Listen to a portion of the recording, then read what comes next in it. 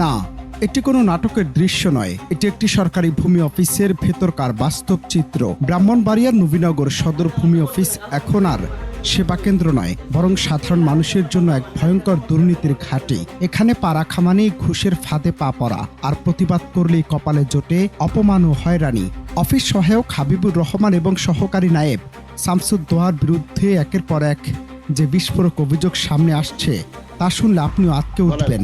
তারা যেন এখানে কোনো নিয়ম মানেন না, বরং নিজেরাই তৈরি করেছেন এক অলিখিত টাকার সাম্রাজ্য।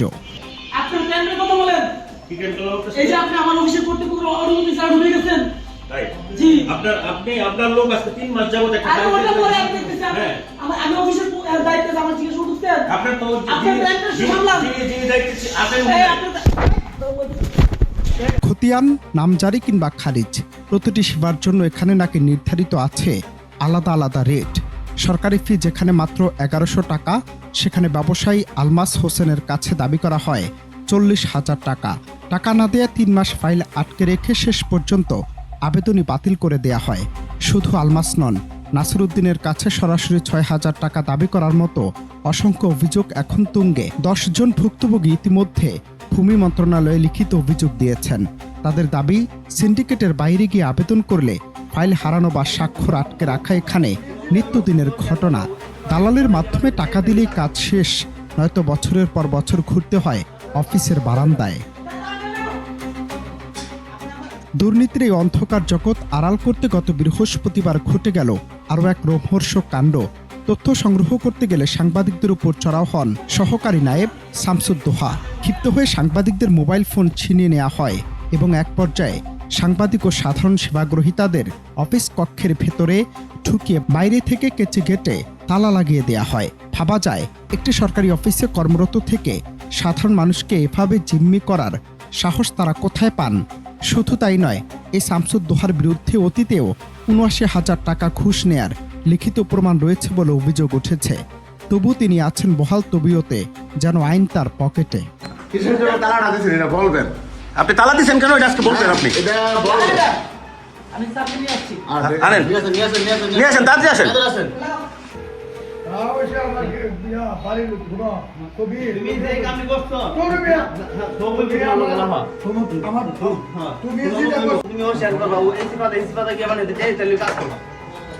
যদি কইরা দেয় তাহলে আমার 40,000 টাকা দিতে হবে। এর সাথে আরেকটা দুজন মিল্লা ধরতে গেলে আমার 40,000 টাকা দিতে হবে।